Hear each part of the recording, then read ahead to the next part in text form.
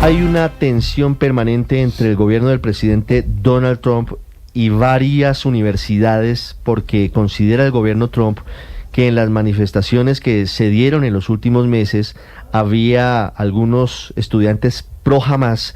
Hay decisiones que adopta la Universidad de Columbia en las últimas horas. Juan Camilo.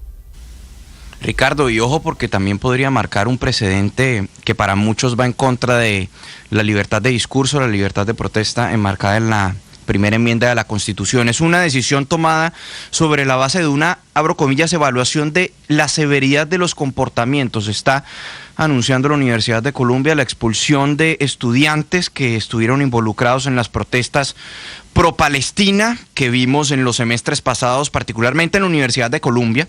Eso es lo que anunció la universidad a través de un correo electrónico en el que precisamente notificaba que estaba expulsando o suspendiendo en algunos casos estudiantes de la universidad envueltos en esas protestas y que se habían tomado particularmente edificios de la universidad, como por ejemplo el Hamilton Hall. Y además también informan que revocaron temporalmente diplomas de aquellos quienes ya se graduaron. Esto se da justo al tiempo en el que recordemos que la agencia de inmigración ICE tomó custodia de Mahmoud Khalil, un ex estudiante de la universidad de la Facultad de Ciencias Políticas y Relaciones Internacionales, precisamente por considerarlo como un simpatizante de Hamas, promotor del terrorismo y promotor también del grupo terrorista en la universidad, quien había liderado las protestas estudiantiles. Recordemos que Mahmoud se encuentra en estos momentos bajo custodia de la agencia ICE, pero a espera de una deportación. No obstante, esa deportación fue frenada por parte de un juez federal precisamente porque Mahmoud Khalil es residente de los Estados Unidos y también se da en medio de una ofensiva bastante grande por parte de la administración Trump en contra de las sedes universitarias. Particularmente anunciaron hace algunos días recorte de recursos del gobierno federal a la Universidad de Columbia precisamente por cuenta de lo que fueron esas manifestaciones de hace unos días. Es la decisión entonces que toma la Universidad de Columbia. Dicen que luego de una evaluación de la severidad de los comportamientos.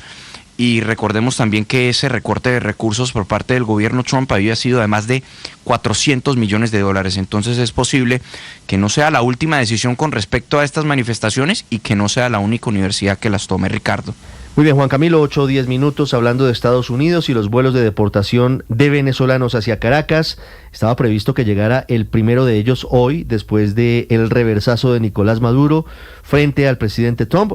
Finalmente, Santiago Martínez en Caracas, ¿llega o no llega hoy este vuelo con deportados?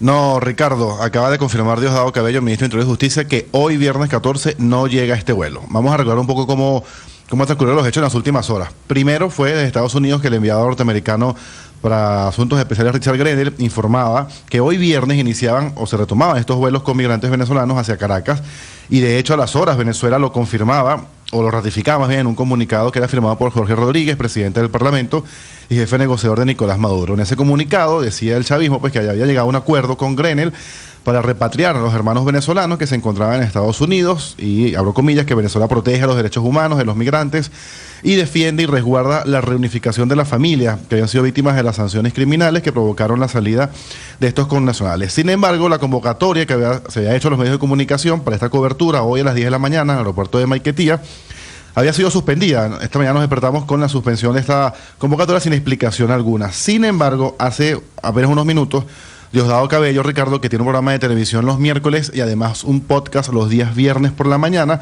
allí acaba de informar, de confirmar que efectivamente este vuelo hoy no va a ser, que podría ser sábado o domingo por un tema climático. Escuchemos. Me complace anunciar que Venezuela ha acordado reanudar los vuelos para recoger a sus ciudadanos que violaron las leyes de inmigración de Estados Unidos y entraron ilegalmente al país. Los vuelos se reanudarán el viernes, hoy. No se reanudan hoy porque ellos anunciaron que tienen un problema allá climático, unos huracanes, unas cosas. Eso es lo que acaba de decir Diosdado Cabello, Ricardo, aprovechando además de señalar o de resaltar que primero en ese trino que leía allí de Richard Grenell, llaman ciudadanos a los venezolanos y no integrantes del Tren de Aragua ni criminales, como asegura él, lo hacían antes, reiterando además que ninguno de los deportados hasta ahora, poco más de 300 pertenecen a esta banda criminal. De hecho, el gobierno dice que menos del 10% presentan algún tipo de pendiente con la justicia, y además resaltando también que este acuerdo que dice Richard Grenell es un acuerdo con Nicolás Maduro, no con Edmundo González ni con ningún otro opositor, sino con Nicolás Maduro, como dando a entender o insistiendo en que el presidente de Venezuela es Nicolás Maduro. Ricardo. Muy bien, Santiago, 8:13. Hay noticia urgente, tiene que ver con anuncio del grupo terrorista Hamás sobre liberación de rehenes israelíes. Silvia. Sí, Ricardo, lo que está diciendo Hamás es que está dispuesto a liberar a un rehén vivo y los cadáveres de otros 4 rehenes. Estamos a día 14, esto significa que han pasado 12 días desde la última vez, desde que se terminó la primera fase, y un poco más desde que se liberaron los últimos rehenes. En este momento se debería estar en una segunda fase, pero no se ha avanzado esa segunda fase, las negociaciones no han avanzado, porque lo que Israel quiere es no pasar a la segunda fase, sino extender la primera y de esa manera no comprometerse a una paz definitiva, que es lo que tenían que establecerse en esa segunda fase.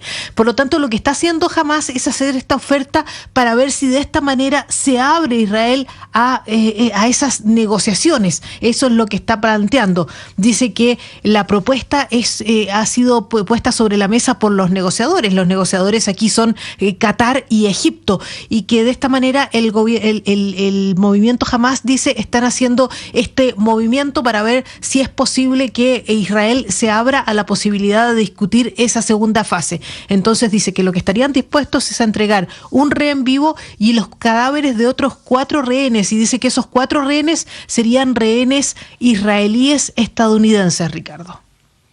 Estás escuchando Blue Radio.